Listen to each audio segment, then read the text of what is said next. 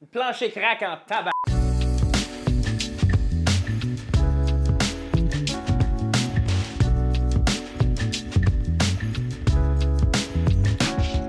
Alright guys, on est de retour chez Stay Sharp avec Mike et Oli. Et cette fois-ci, on est dans le local adjacent, juste à côté de la boutique de couteaux, l'atelier dans le fond, où est-ce qu'on restaure les couteaux, on fait l'aiguisage. Et aujourd'hui, on avait envie de vous partager un peu comment est-ce qu'on part d'un couteau complètement démoli. On peut voir ici même mon premier couteau que j'ai acheté au tout début de ma carrière, qui a une pointe qui est complètement détruite. On va vous montrer le processus d'aiguisage, comment restaurer une lame qui peut sembler être complètement finie, la ramener à neuf. Écoute, permettez-moi de vous introduire à Mike. Absolument. Mike est une légende vivante dans le domaine de l'aiguisage à travers le Québec. Mike a travaillé pour des compagnies d'aiguisage quand même de grand niveau, a eu sa propre compagnie d'aiguisage et maintenant... fait partie de l'équipe Stay Sharp. Tout à fait. Continue son parcours avec Stay Sharp, élever le niveau encore une fois. Donc voilà, Mike, c'est l'homme de la situation. The man of the situation. Pour ce qui est de la journée, on va commencer par réparer le couteau. On va évidemment vous montrer toutes les étapes. C'est sûr que tout le monde ne peut pas partir d'un couteau complètement démoli comme ça. Je pense qu'on a besoin d'un certain niveau de professionnalisme, si on veut.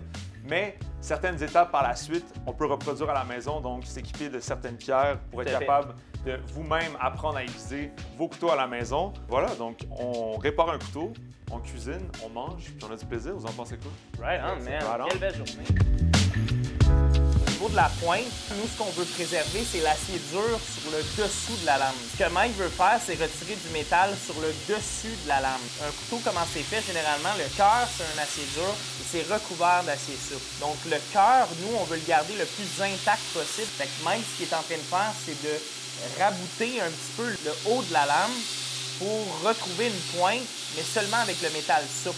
On va maximiser l'état du couteau dans l'état où il est présentement pour revenir un petit peu à un état d'origine. Dans le fond, là, ce que tu vas utiliser, c'est une courroie qui est très rude. On va parler d'une courroie qui va être comme de 80 grit. Là. Fait que ça l'enlève du métal quand même assez rapidement. Ça fait du bruit aussi, hein? Ça fait vraiment du bruit, man! Fait que là, Mike va passer à la deuxième courroie qui est un peu plus lisse. Et ce qu'il faut comprendre, c'est que le nerf de la guerre fait dans le premier grit. C'est là que tu enlèves le maximum de matière. Alors voici le travail. Donc après avoir travaillé sur la courroie, on est capable de redonner un profil au niveau de la pointe. La pointe est sensiblement au même endroit où le profil original se trouvait. Par la suite, j'ai enlevé du métal sur le tranchant ici. Et lorsqu'on utilise le plan horizontal, on est capable de valider que le contact est vraiment stable au niveau du talon. On s'en va vers la pointe, il y a un beau dégagement.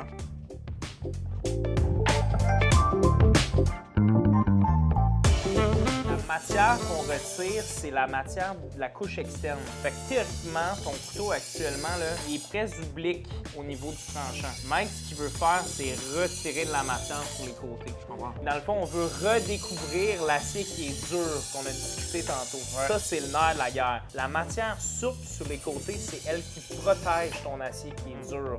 Fait que nous, on veut retirer cette matière-là. L'outil que Mike utilise en ce moment, que nous, on appelle le bang, mais dans le fond, c'est une pierre circulaire. C'est une pierre qui va être autour de 100 grit. Fait que ça retire quand même beaucoup de matière, mais sauf que c'est beaucoup plus doux. Si il était pour faire ça à la main avec une pierre face à lui, on serait là longtemps. On serait là longtemps. Ouais. La beauté de cette machine-là, il n'y a rien que tu peux pas faire à la main. À la maison, on peut faire le même genre de traitement, sauf qu'on va le faire avec une pierre puis on va utiliser du jus de bras.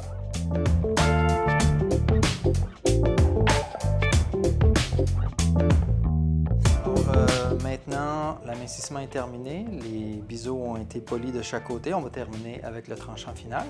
Donc, je vais commencer avec une pierre un grain intermédiaire, numéro 1000, puis je vais terminer avec une 4000 pour faire un polissage. Et il y a également une courroie de cuir ici sur laquelle on va terminer pour enlever le petit morphile. Avec un peu d'eau à la surface, très délicatement.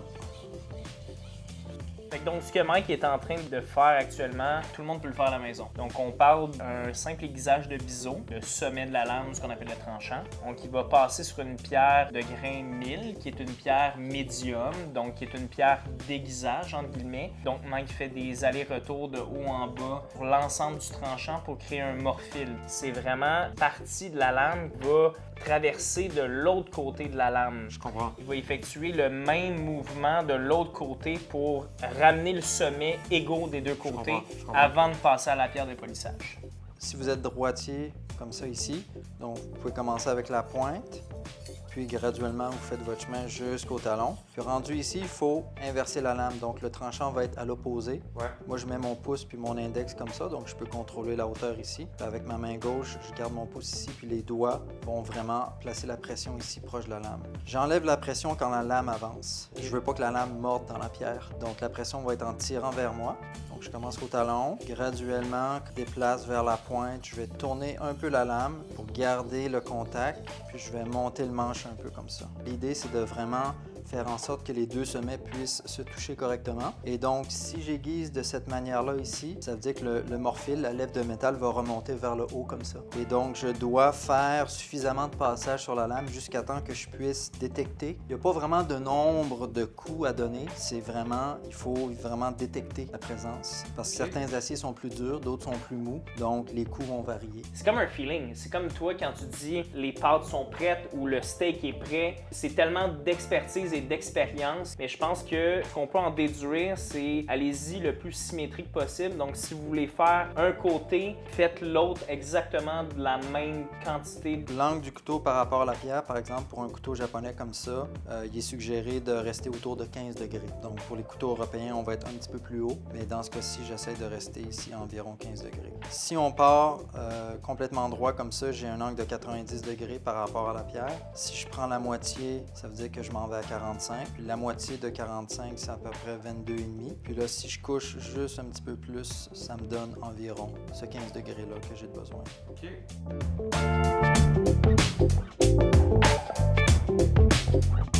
Donc ici, avec la pierre de finition, c'est un grain numéro 4000. Donc j'exécute les mêmes mouvements, la même pression. Par contre, la pierre va enlever beaucoup moins de métal. Ça va être beaucoup plus délicat. Donc je fais le même mouvement en partant de la pointe.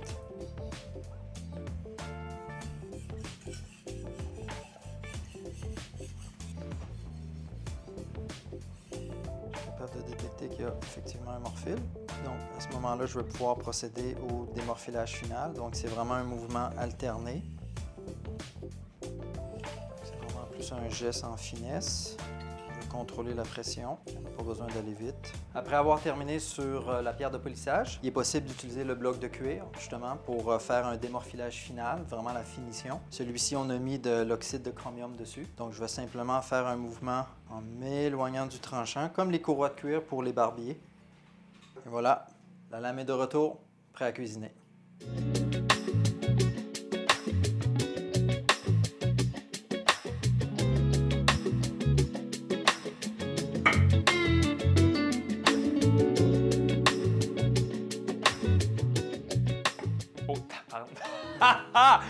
Oh!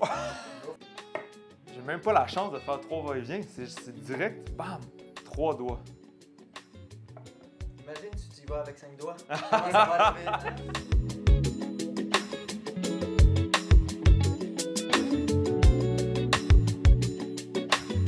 Je veux vous remercier avec une belle recette, des beaux produits qui, honnêtement, c'est le luxe aujourd'hui. Rendre honneur à la gastronomie québécoise. C'est le luxe absolument du flétan de la Gaspésie, Incroyable. sauvage. Probablement le meilleur poisson blanc de tous les temps, selon moi. Sans conteste. Sans conteste. Le roi des mers. Wow, merci, man. Je sais, man. Écoute, mon premier réflexe en sortant mon couteau de ma gaine tout à l'heure, ça a été d'empoigner ce qu'on peut appeler mon fusil en Ouais. céramique Ouais. et de commencer à me laisser aller dans un affûtage. De va-et-vient du haut vers le bas. Puis tu m'as arrêté tout de suite. Oui, ça frappe l'imaginaire parce qu'on voit tout Gordon Ramsay, man, comme un malade mental en train de faire ça. Réellement, ce qu'il faut comprendre, c'est que le fusil retire de la matière. Pour un peut couteau le de voir, cette hein. qualité-là, ouais, effectivement, donc c'est toute la matière de lame qui se ramasse sur la céramique en tant que telle. La céramique, soit dit en passant, c'est quand même une matière qui est douce, mais réellement, nous, on veut préserver le tranchant de la lame. Donc, c'est pourquoi fois, nous avons un magnifique outil que certains barbiers vont reconnaître. Donc, c'est du cuir. On va passer notre lame du haut vers le bas avec le même angle que tu vas utiliser, mais on va juste venir glisser la lame et c'est suffisant. Le plus souvent vous le faites, plus votre rétention de coupe va être meilleure. Le cuir n'endommage pas votre couteau, vous pouvez pas endommager le cuir, c'est la meilleure solution pour vos couteaux japonais. Pour vrai, j'en découvre une aujourd'hui. Alright, Oli, fait que je vais commencer par notre merveilleux morceau de flétan sauvage de la Gaspésie. Merveilleux. Puis, évidemment, je vais nous retirer la peau. Oui. Puis après ça, on va saumurer. Ce que je vais faire, c'est que j'ai de l'eau ici. On va ajouter 10% de sel à notre masse de liquide. Oui. Dans le fond, ce que la saumure va faire, c'est que ça va raffermir la chair, La chair. et ça va protéger le poisson durant la cuisson sur le charbon tout à l'heure. Je comprends. Ça Ultimement, va l'assaisonner aussi d'une certaine T'as tout façon. compris, t'as tout compris. Je vais y aller gentiment. Là, c'est sûr que c'est une technique qui est différente étant donné que j'ai pas comme le filet au complet, là, on s'entend. Là. Je vais essayer de faire ça le plus propre possible. Je vais faire 4 belles portions en 2. Ce qu'on peut faire aussi pour s'aider, là, c'est mouiller la lame, comme ça, pour éviter que la chair de poisson adhère à la lame. Ça fait longtemps que je fais des saumures, donc je suis capable d'y aller à l'œil sans problème, mais sinon on peut utiliser une balance pour s'aider. Pas besoin de chauffer l'eau, l'eau est froide, hein? Je m'assure que tout est bien dissous. Voilà. Puis on va pouvoir insérer nos morceaux de poisson. C'est très simple, hein, dans le fond. C'est une saumure de 10% de sel pendant 10 minutes. OK. Facile à se rappeler, hein? On va juste attendre 10 minutes maintenant. Aussi simple que ça. Là, on a une musique d'ascenseur, puis... Ouais, on peut. Ça fait 10 minutes. Ça fait 10 minutes. Donc, on va pouvoir simplement retirer notre poisson du liquide. Certains diront « Ah, est-ce qu'il faut le rincer? » Non, pas besoin. On fait juste éponger. Puis aussi, on a un magnifique lustre sur le poisson. Là. Je sais pas si tu le sens comparativement c'est tout à l'heure. beau, là. Ben oui. On va griller sur un. Konro, barbecue traditionnel japonais. Magnifique. On va embrocher On va le embrocher. poisson. Donc, plutôt que d'utiliser une grille, c'est vraiment Exact. le fun d'utiliser des broches puisqu'on va pouvoir les déposer. Il va vraiment avoir une chaleur directe, mais Exact. sans avoir les marques de grille. Et aussi, on va enlever l'opportunité que le poisson puisse coller sur la grille. Donc, c'est encore plus facile de ne pas rater sa cuisson. Là. Moi, je vais faire 3 broches par morceau de poisson.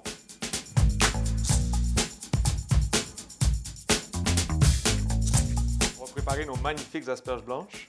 Moi, ce que j'aime bien faire, c'est d'avoir un support comme ça pour laisser l'économe travailler sans avoir Quelle bonne idée. un problème de bris.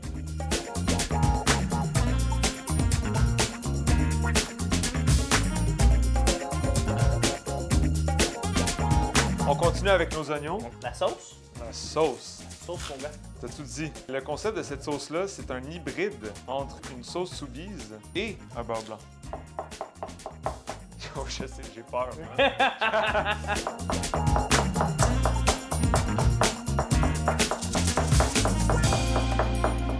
Prochaine étape, on va faire suer nos oignons avec du beurre. On va en mettre quand même beaucoup. Parce que J'adore c'est le une beurre. sauce au beurre. Donc l'idée ici, là, c'est qu'on veut absolument aucune coloration. Une fois qu'on va avoir un beurre qui commence à frémir, je vais pouvoir ajouter les oignons. On y va avec du sel. Donc ce que je vais faire, c'est que je vais couvrir notre tuage avec un papier comme ça. Je fais comme un avion. J'ai plié en deux, bam, bim. Puis là, à partir du centre, je viens mesurer comme ça. Là, lame toute tranchante. Je vais pouvoir le déposer comme ça. Alright, le suage est beau. C'est magnifique, ça a déjà même commencé à émulsionner la sauce, c'est parfait. Là, je vais aller chercher l'acidité dans la sauce, Oui. donc déglacer avec un vin blanc. Là, ce qu'on veut faire, c'est faire réduire le vin, un peu comme des pâtes. Ce qui va se passer, c'est qu'il va y avoir une ébullition, puis le gras, le beurre, va émulsionner tranquillement en réduisant avec les liquides. Puis là, gentiment, on va laisser aller. Tu auras deviné, il va rester à assaisonner la sauce et ajouter du beurre. Yeehaw! Je propose qu'on cuise nos asperges pendant ce temps-là.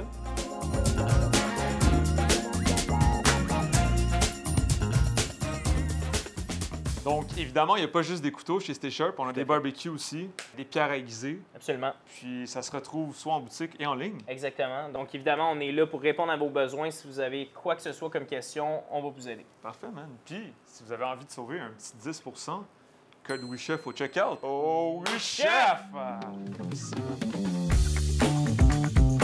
Fait qu'on est prêt à griller notre poisson. Ok. Je vais juste nous donner un peu d'espace ici.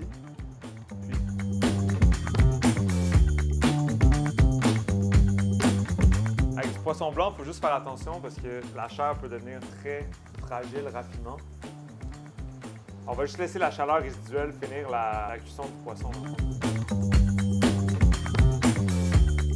Le dernier morceau de poisson est en train de cuire. On va terminer la sauce à frémissement comme ça. Je rajoute un peu de beurre, juste comme ça, avec la chaleur résiduelle.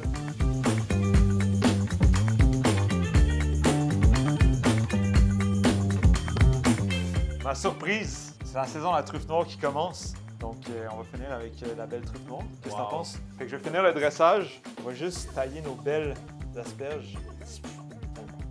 J'ai besoin de rien faire. C'est spectaculaire. Je sais pas si tu regardes une sauce. C'est splendide, là. Beurré, simple, acide. Juste ce qu'on veut avec du poisson.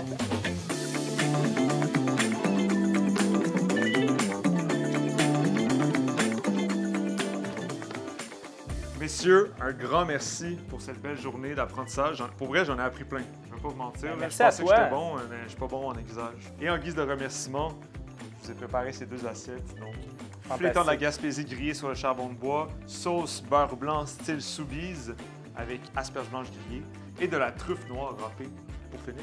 Génial. Bonne dégustation. Merci infiniment. Merveilleux. Alright guys, merci tellement de vous être rendus jusqu'à la fin. Puis ben écoutez, messieurs, un grand merci encore une fois. Je vous rappelle que si jamais vous voulez sauver un peu de sous sur votre prochaine commande avec Stay Sharp, vous pouvez utiliser le code WeChef au checkout pour sauver 10 % et on se dit à la prochaine.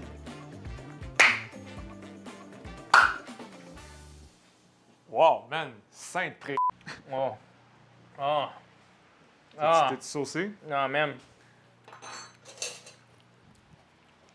Ah, c'est bon, tabarnak, man. Ah, c'est bon, man. C'est simple, hein? Ah, c'est bon quand c'est simple.